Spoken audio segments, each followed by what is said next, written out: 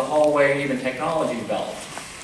For instance, you know, when we started, first time we crossed the Atlantic, the Europeans crossed the Atlantic, they were using boats that were designed for the Mediterranean. These were not designed to cross the Atlantic Ocean. Once we did, then shipbuilding technology, once there was a need, shipbuilding technology started developing as a result of the need for, you know, advancements in shipbuilding technology. So it's really interesting to look at historical lessons and what they can teach us about, you know, future space exploration.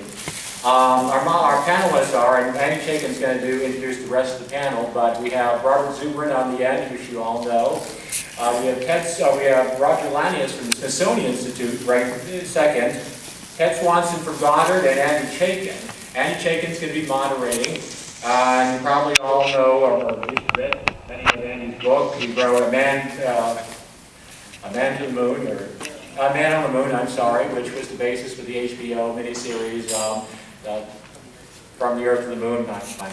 Going today. You know, Passion for Mars. He also has, he's going to have 2 books outside after this panel, which is going to be signing, called Voices from the Moon and Mission Control. This is Apollo, which is a children's book.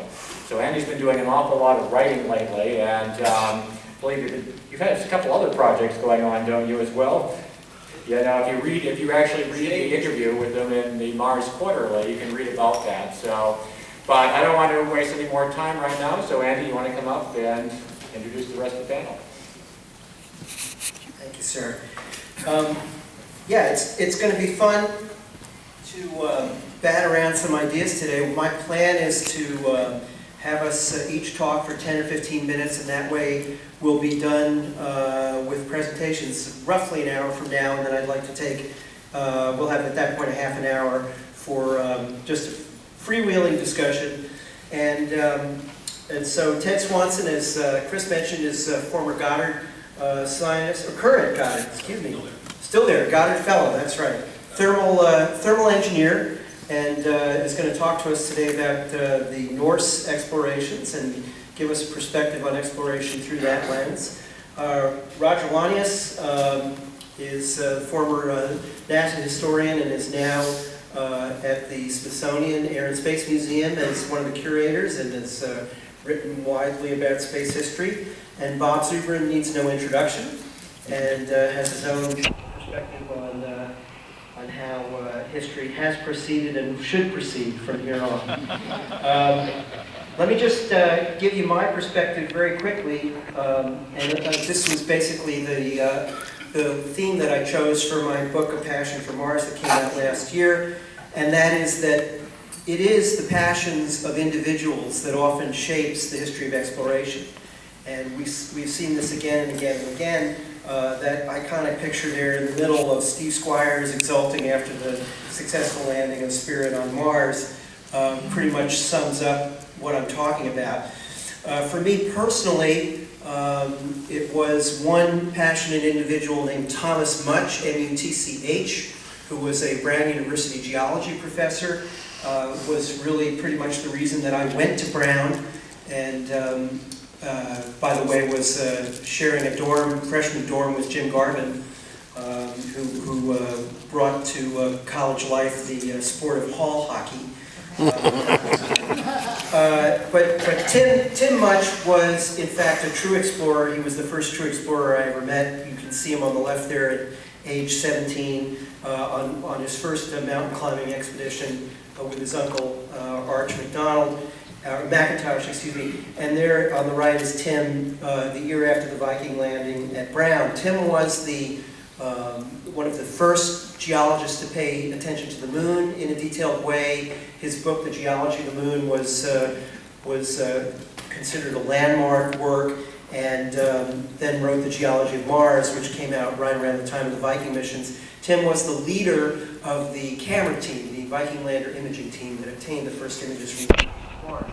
One of Tim's great passions was in nurturing the education and explorations for young people. And so Tim collaborated with NASA to create a program of college interns. I'm the one on the far right. And here we are at JPL in 1976, taking part in the Viking mission. Viking, of course, was a spectacular success and showed us the Mars that we've all come to know and love with that iron oxide rusty surface underneath a similarly colored sky. One of the things that we discovered as a result of Tim's passion, Tim felt very strongly that the lander should take a picture of a sunset on Mars in order to give average folks a mental connection with this alien world. And even though the picture was not considered scientifically important, they felt that Tim had worked so hard as team leader that he really ought to have the chance to take that picture. So about a month after touchdown on Mars, they did get a picture of a sunset from Viking 1, and we did make a discovery with that picture. We found out that sunsets on Mars are blue, and that's because of the way the very fine airborne dust particles scatter light towards the observer during a sunset, which emphasizes blue light. So again, a reminder that one of the fruits of exploration is that we find things that we never anticipated, and that was certainly one. Tim was killed a couple of years later in a mountaineering accident in the Himalayas. He was climbing with some former students and had a fall and was injured and ended up being lost on the mountain. In the wake of his death, NASA named the Viking 1 lander the Thomas A. Much Memorial Station. And this is a painting by the wonderful space artist Don Davis that shows the plaque that NASA had created for some day when humans go to Mars, and they can actually place this plaque on the Viking 1 lander. It is now sitting in the Air and Space Museum awaiting that day, but it's a reminder of the fact that exploration is a multi-generational quest, and we will never see it all play out in one lifetime or several lifetimes. It's something that we keep handing on to our descendants. After Viking failed to find life on Mars, anything like evidence of life on Mars, rather evidence of a very bizarre surface chemistry, interest in Mars fell off very sharply.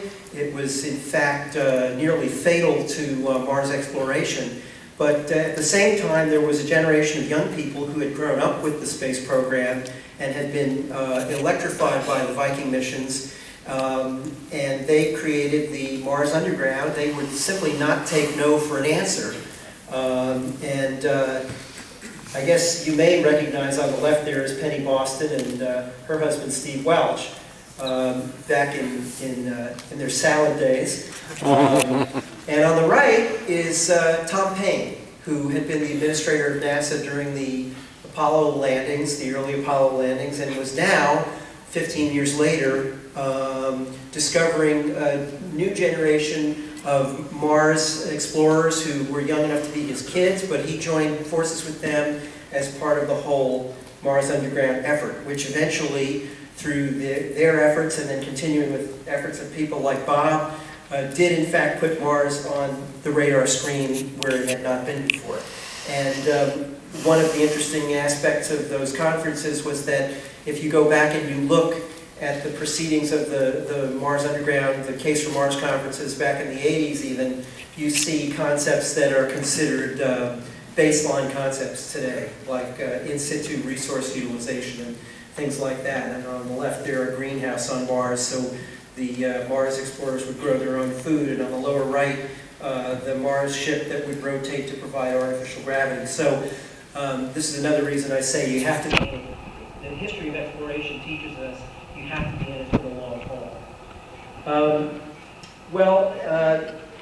For a long time, without any missions to Mars, it was hard to feel a connection to the red planet, but in 1996, we got a real boost from a Mars sample return mission, if you will, that was conducted by Nature, in which we discovered that we had discovered already that there are several meteorites on Earth which are Martian in origin, and in 1996, of course, was the claim that fossil